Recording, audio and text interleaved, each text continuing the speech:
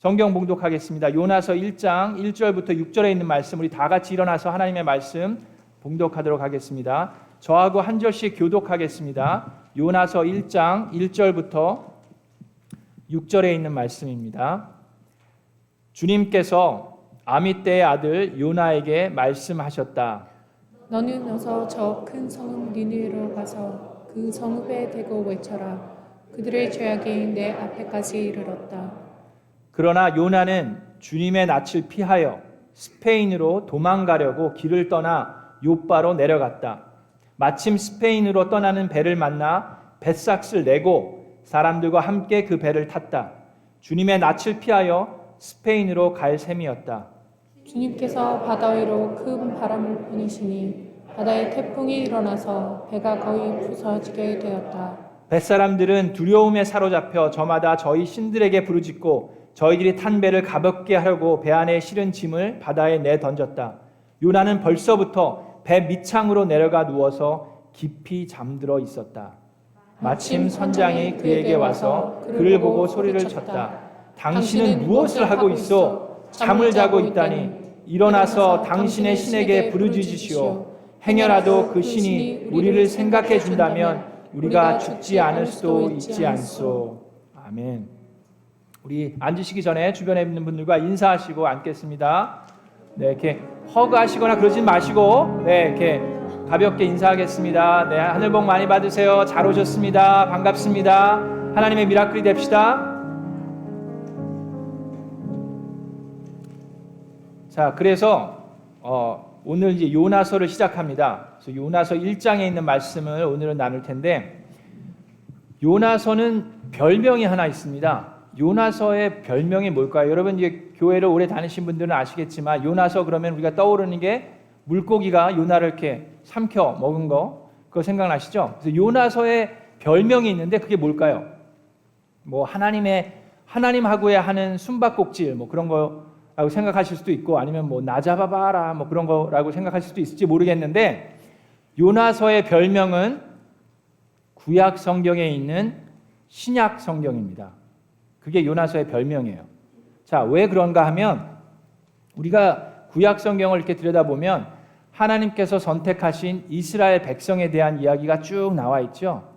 그러면서 하나님께서 어떻게 선택한 백성을 통해서 하나님의 성품과 하나님이 누구이신지, 하나님이 어떻게 일하시고 역사하시는지를 나타내 주고 있는 부분이 구약 성경에 많이 나타나 있습니다. 그래서 유대인들이 구약 성경을 접하기 때문에 우월주의감이 많이 생겨났어요. 우리야말로 그 천지를 창조하신 하나님이 우리의 하나님이다, 유대인의 하나님이다 라는 마음이 그들 마음속에 가득했기 때문에 우리가 신약을 성경 공부를 할 때 어떻게 했습니까? 유대인들에게 놀라웠던 게 예수 그리스도를 영접했음에도 불구하고 이방인들에게도 똑같은 복음이 전파되고 그들에게 성령이 임하는 모습을 보면서 유대 그리스도인들이 많이 놀랬죠.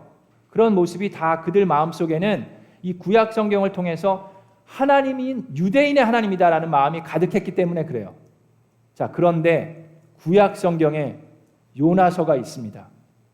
자, 이 요나서는 하나님께서는 유대인들만을 위한 하나님이 아니라 이 온 인류 만물을 구원하시기 원하시는 하나님 아버지의 마음이 이 요나서에 그대로 담겨져 있습니다. 자, 그 마음을, 그거 생각을 염두에 두시고 요나서 1장을 봅니다. 요나서 1장 1절에 이런 말씀이 있습니다.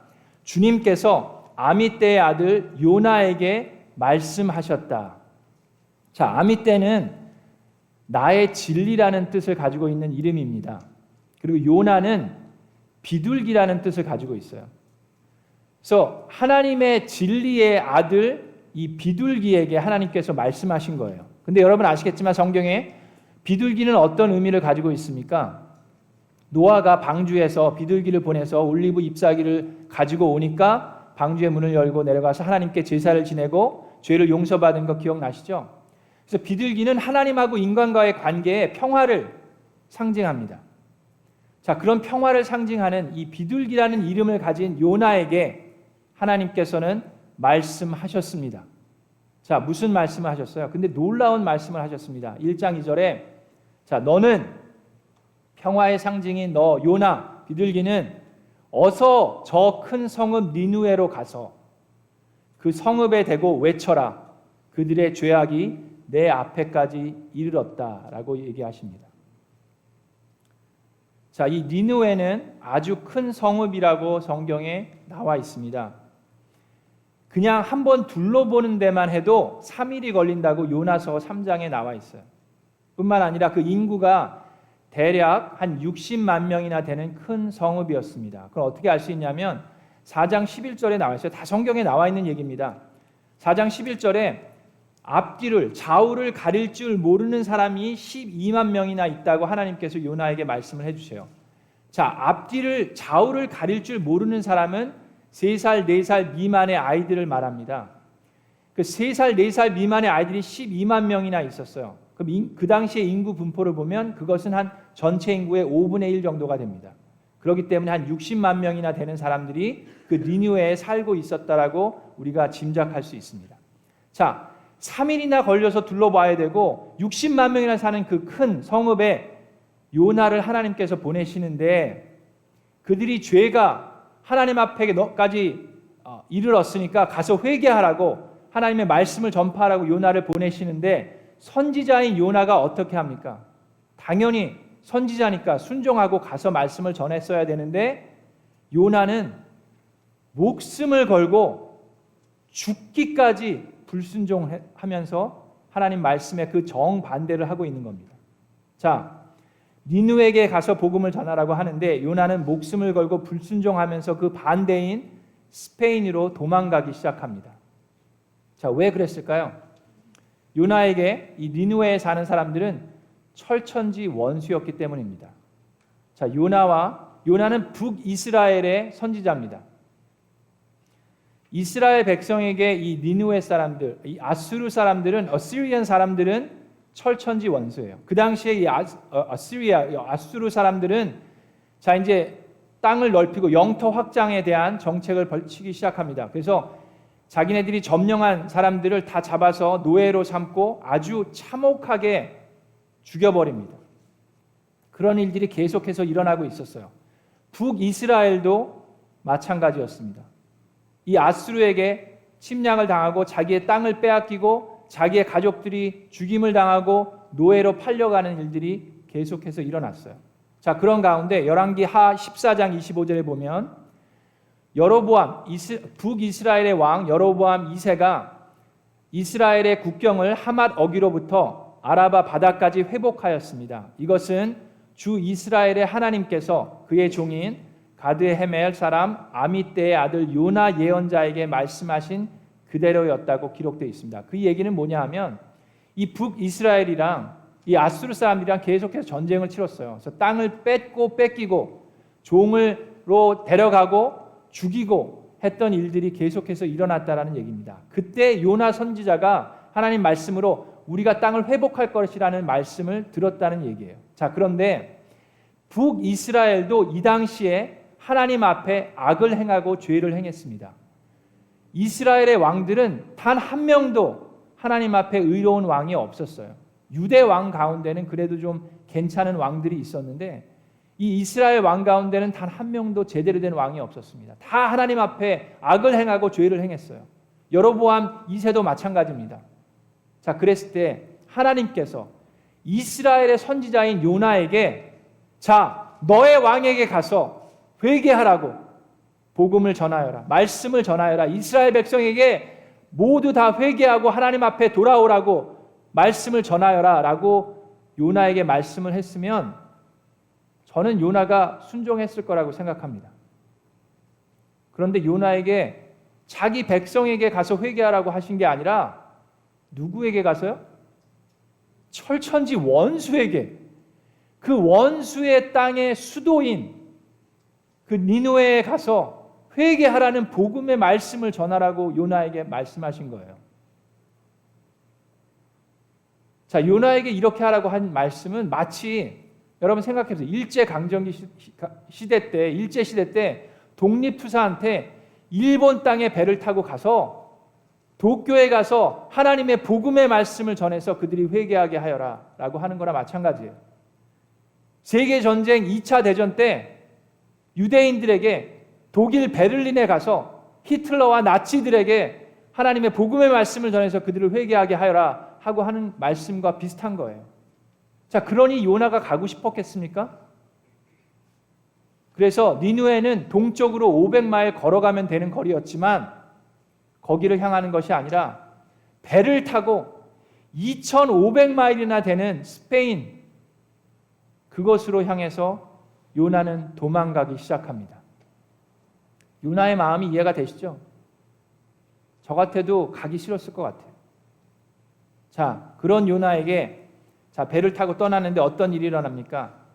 그냥 폭풍이 일어나는 것이 아니라 하나님께서 보내신 큰 바람이 폭풍을 일으키고 배가 부서지기 직전에 있습니다. 그럼에도 불구하고 요나는 어떻게 했어요? 일찌감치 배 밑창에 들어가서 그는 깊은 잠에 들었습니다. 자, 뱃사람들이 두려워서 떨기 시작합니다. 배를 한두 번 탄 사람들이었겠어요? 이 사람들은 뱃사람이기 때문에 그 배를 계속해서 스페인을 왔다 갔다 했던 사람입니다. 그래서 별하별 풍랑을 다 봤어요. 근데 그 당시에 그 시기에 이 풍랑은 그 누가 봐도 그냥 내추럴한 것이 아니었어요. 그래서 그들은 그들의 신에게 울부짖기 시작합니다. 그들이 섬기는 그 많은 우상들에게 막 울부짖으면서 기도를 하고 어떻게든 살아보겠다고 배에 있는 짐들을 다 밖으로, 배 밖으로 바닷속에 던지기 시작해요. 그런데 요나는 배 밑에서 깊이 잠들어 있습니다. 그 모습을 보면서 선장의 마음이 얼마나 답답하고 화가 나고 짜증이 나겠어요. 그래서 하나님을 모르는 선장이 배 밑에 누워서 잠을 자고 있는 요나를 깨웁니다. 깨우면서 하는 얘기가 마침 선장이 요나에게 가서 그를 보고 소리를 쳤다. 당신은 무엇을 하고 있어? 당신은 무엇을 하고 있어? 잠을 자고 있다니. 일어나서 당신의 신에게 부르짖으시오. 행여라도 그 신이 우리를 생각해 준다면 우리가 죽지 않을 수도 있지 않소? 라고 선장이 요나를 깨웁니다. 하나님을 알지 못하는 선장이 하나님의 말씀을 받은 하나님의 선지자를 깨워서 하나님께 기도하라고 소리를 치고 있는 모습입니다.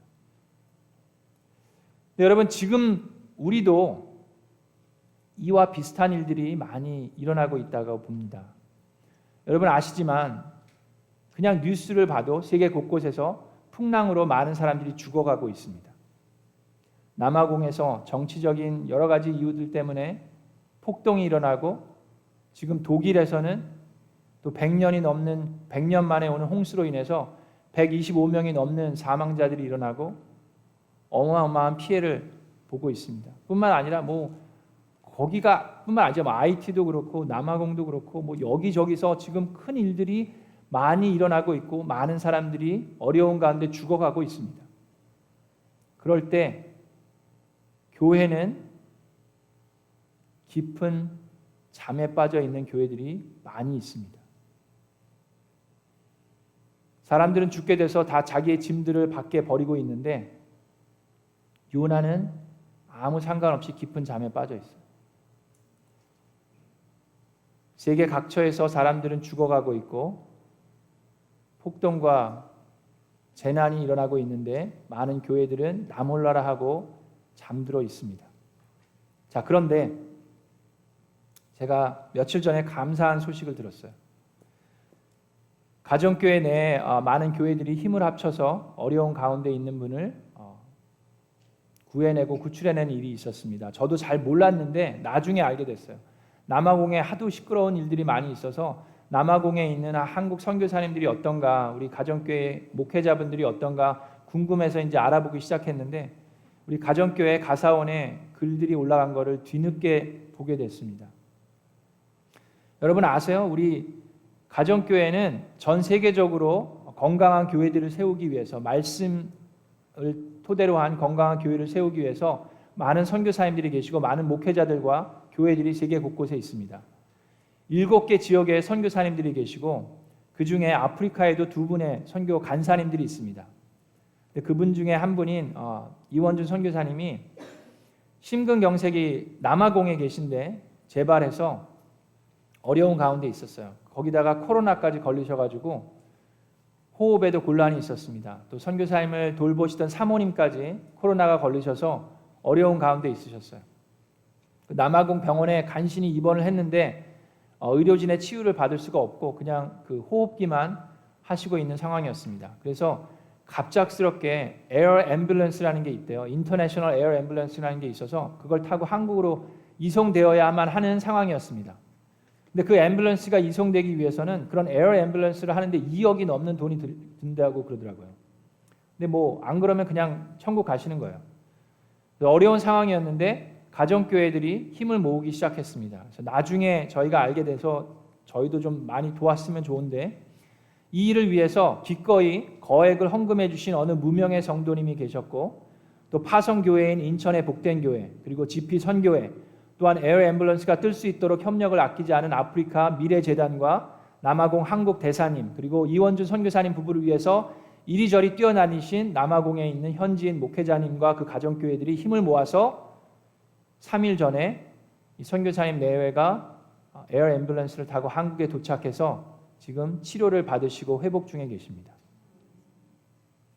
자, 그런 일들이 우리 가정교회를 통해서 일어나고 있어요. 자, 그러면 우리 미라클랜드 교회는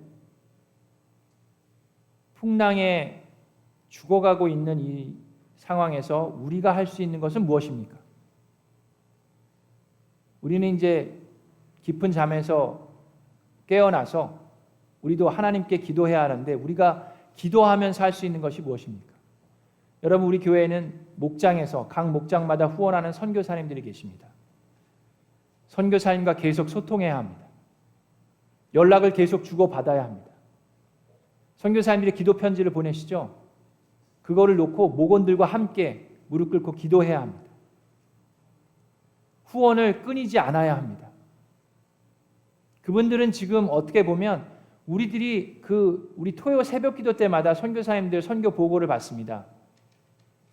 그분들이 어떤 상황에 있는지 저희들은 그 선교사님이 보내온 편지를 보면서밖에는 알 수가 없습니다.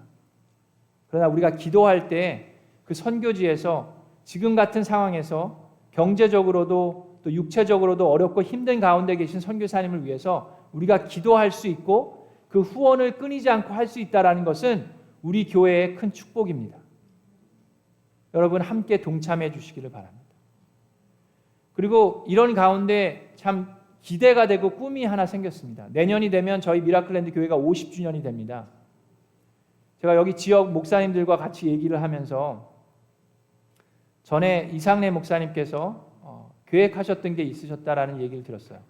아까 얘기했지만 우리 7 그 나라의 그 선교 간사님들이 있습니다. 목회자분들이에요. 다 선교사님이고 목사님들인데 그 아프리카에 2분이 계시고 또 아시아 쪽에 1분 계시고 중미 지역에 있고 남미 지역에 계시고 또 호주에 계신 그런 선교 간사님 목회자분들이 계십니다. 이분들이 2년에 1번씩 모여서 앞으로 어떻게 건강한 교회들을 가정교회를 통해서 세워갈지를 모여서 함께 기도하시고 전략을 짜시는 모임이 있는데 그거를 저희 이 오렌지 카운티에 있는 가정교회들이 호스트하는 것을 기획하셨던 적이 있습니다. 근데 그런 가운데 이제 팬데믹이 있어가지고 저희가 그게 무마됐었는데 다시금 그거를 한번 기획해 보기를 원합니다.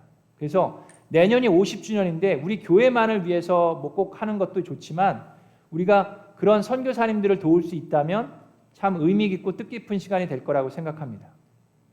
얼마 전에 우리가 후원하고 섬기는 그 태국 선교사님이 오셨다가 간증도 하시고 우리가 사랑의 헌금도 모아서 전달해 드렸습니다. 앞으로는 우리가 후원하는 선교사님은 계속해서 가능한 때 선교사님들이 오셔서 우리 교회에 간증도 하시고 선교 보고도 하시고 또 우리가 또 선교팀을 만들어서 그 선교지에 파송도 하려고 하고 계획하고 있습니다. 또 우리 교회 선교사님들은 그렇게 섬겨드리고 또 우리가 50주년을 맞아서 우리 가정교회에 선교하고 계신 선교 지역 간사님들을 모실 수 있다면 저희 교회는 크나큰 축복이 되리라고 생각합니다. 자, 세계 선교에 있어서는 이런 것들을 할 수가 있습니다. 자, 그럼 우리 지역사회를 위해서는 어떻게 해야 합니까? 여러분, 우리는 지역사회에서 사이프러스에서 꼭 필요한 교회가 되어야 된다고 말씀드렸죠. 그래서 저기 쉘터도 갔다 오고 이 소방서도 전화도 해보고 여러 가지를 하고 있습니다. 자, 그런 가운데 7월 29일 날 다다음 주 목요일 날 우리에게 또 다른 기회가 왔습니다. 깨어 일어나서 지역사회를 섬길 수 있는 기회가 왔어요. 이 사이프러스 지역에 있는 많은 미국 목사님들이 함께 모여서 조찬 기도회를 합니다. 우리 사이프러스 메이어랑 같이 와서 기도했어요. 우리 메이어도 우리 왔었지만 그분도 미국 교회 장로님이기 때문에 함께 기도 모임을 합니다. 그래서 1년에 한 번씩 모여서 이 사이프러스 도시를 위해서 함께 목회자들이 모여서 기도를 해요. 자, 그 조찬 기도회를 처음으로 우리 교회에서 호스트를 하게 됐습니다. 7월 29일 날 그 목사님들, 이 사이프러스에 있는 미국 목사님들이 같이 모여서 조찬을 나누면서 기도회 모임을 하게 됩니다. 그래서 여러분들이 그 기도회 모임을 위해서 우리 본당을 다시 셋업해야 돼요. 테이블을 놔놓고 그분들이 와서 함께 기도하고 아침을 드실 수 있는 셋업을 해야 됩니다. 그래서 여러분들이 오셔서 함께 셋업하는 거 도와주실 수 있어요. 그런 것들도 우리가 참여해서 할 수 있는 것들이 앞으로 교회를 통해서 이루어질 것입니다. 여러분들이 가만히 집에서 주무셔도 돼요. 그러면 다른 사람이 합니다. 근데 가만히 집에서 주무실 때 주무시지만 말고 기도도 하시고 여러 가지 방법으로 헌신해 주실 수도 있어요. 자, 다시 본문으로 돌아갑니다. 뱃사람들은 이제 제비를 뽑아요. 아니 도대체 이 풍랑, 이런 풍랑은 내가 듣도 보도 못한 풍랑이 지금 갑자기 일어났는데 누구 때문에 이런 풍랑이 일어났는지 제비를 뽑아서 한번 알아봅시다. 그 제비를 뽑았는데 그 제비가 누구한테 뽑힙니까? 당연히 요나에게 뽑히죠. 그래서 선장이 뱃사람들이 요나에게 다가가서 물어봅니다. 아니 도대체 당신이 누군데 어디서 온 사람이며 어디서 오는 길이요? 어느 나라 사람이요? 어떤 백성이요? 이렇게 다그치면서 물어봅니다. 그랬더니 요나가 대답합니다. 요나가 그들에게 대답하였다. 나는 히브리 사람이요. 하늘에 계신 주 하나님, 바다와 육지를 지으신 그분을 섬기는 사람이요. 요나가 그들에게 자기가 주님의 낯을 피하여 달아나고 있다고 말하니 그런 하나님을 피해서 도망가고 있다고 말하니 그 사람들이 그 사실을 알고 겁에 질려 그에게 소리쳤습니다. 도대체 어쩌자고 당신은 이런 일을 하였소? 바다에 파도가 점점 더 거세게 일어나니 사람들이 또 그에게 묻습니다. 우리가 당신을 어떻게 해야 우리 앞에 저 바다가 잔잔해지겠소? 그러자 요나가 얘기를 하는데 요나의 말이 아주 대관입니다. 요나가 뭐라 그런지 아세요? 나를 들어서 바다에 던지시오. 그러면 당신들 앞에 저 바다가 잔잔해질 것이요. 바로 나 때문에 이 태풍이 당신들에게 닥쳤다는 것을 나도 알고 있어. 이 말이 어마어마하게 기가 막힌 말입니다. 여러분, 요나는 알고 있었어요? 모르고 있었어요? 알고 있었어요.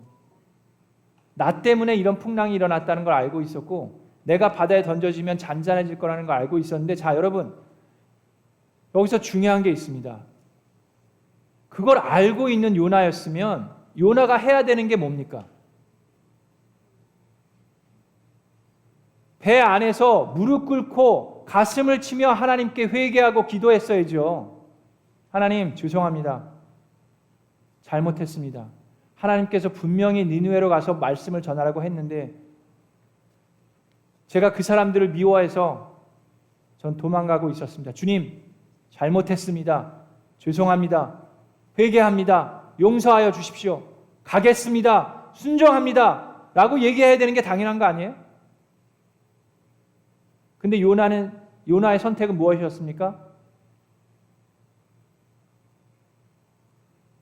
죽더라도 거기는 안 가겠습니다. 그거예요. 날 죽여주십시오. 자, 요나가 바다에 던져지면 요나가 수영 선수여서 수영을 해갖고 살아남을 수 있을 것 같았을까요? 그 풍랑이 치는 바다에? 요나가 하나님께서 물고기를 예비해 놓으셔갖고 물고기 뱃속으로 들어갈 거라는 걸 요나가 알았을까요? 바다에 들어가면 죽는다는 걸 요나는 알고 있었어요. 근데 내가 죽는 한이 있어도 나는 니느웨 가지 않겠다. 라는 거를 그 사람들뿐만 아니라 하나님께 지금 이야기하고 있는 요나의 고집불통인 그 요나의 마음이 여기 나와 있는 겁니다.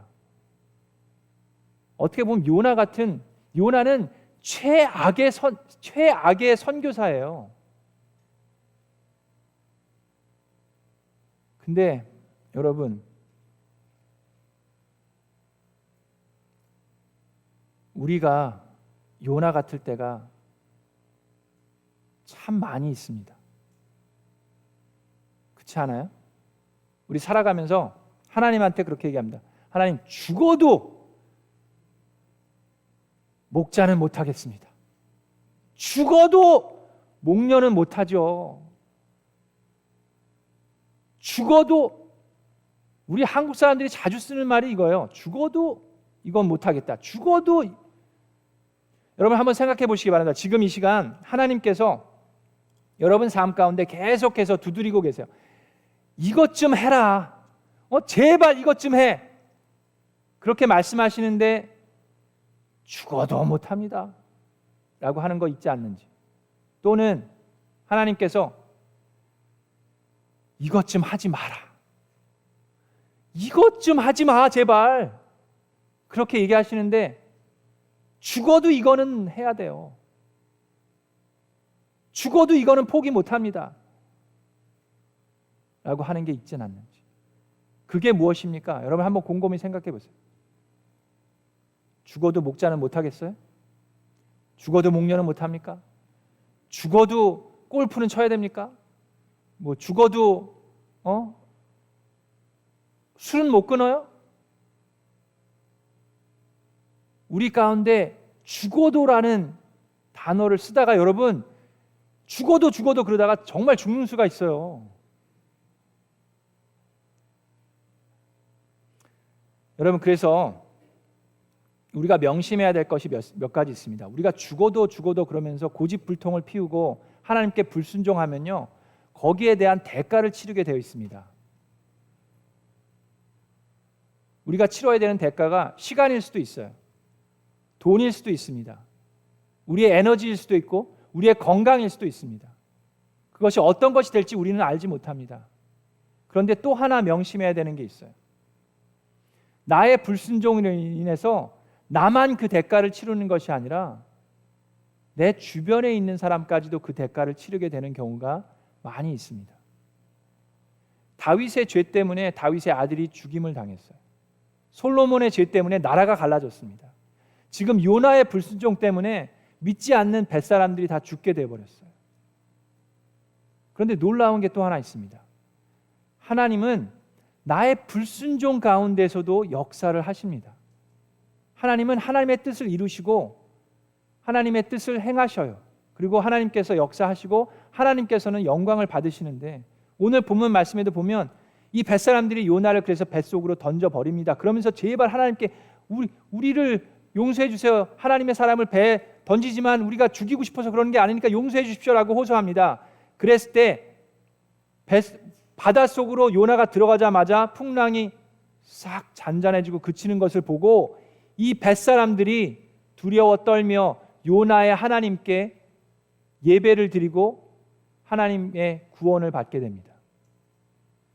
역사를 하셔요. 그러면 그러니까 내가 불순종해도 하나님께서 역사하시니까 뭐 내 마음대로 살고 내가 뭐 불순종해도 되지 뭐 하나님께서 계속 그래도 됩니까? 절대 그렇지 않습니다. 하나님께서는 우리의 순종을 통해서 기쁜 마음으로 훨씬 더 하나님께 기쁨이 되는 역사를 하실 수 있습니다. 근데 우리의 불순종 때문에 나뿐만 아니라 내 주변에 있는 사람들이 피해를 받으면서 하나님까지 속상해 하시면서 역사하기를 원하십니까? 그렇지 않습니다. 자, 그래서 여러분, 그럼 우리가 할 수 있는 게 뭡니까? 오늘 같은 기회가 없어요, 여러분. 저는 이것 때문에 요나서를 준비한 게 아닙니다. 요나서를 그냥 준비하다 보니까 이런 말씀이 나오는 거예요. 할렐루야. 여러분, 우리에게 목장 재현 씨는 우리에게 바로 이것을 테스트할 수 있는 너무나도 좋은 기회입니다. 여러분들이 1순위, 2순위, 3순위를 적으셔서 지금 제출을 하셨죠? 안 하신 분들은 지금이라도 예배 끝난 다음이라도 제출을 하고 가세요. 자, 그러면서 바로 이때가 우리의 믿음과 순종을 테스트해 볼 수 있는 때입니다. 나의 마음속에 나는 죽어도 이 목장에 있어야 돼. 나는 죽어도 저 목장은 못 가지. 라는 마음이 있을 수 있습니까? 없습니까? 있어요. 여러분 다 보여요. 마스크 썼다고 안 보이는 게 아니에요. 우리에게 그런 마음이 있을 수밖에 없어요. 죽어도 나는 저 목장은 못 가. 난 죽어도 이 목장에 있어야 돼.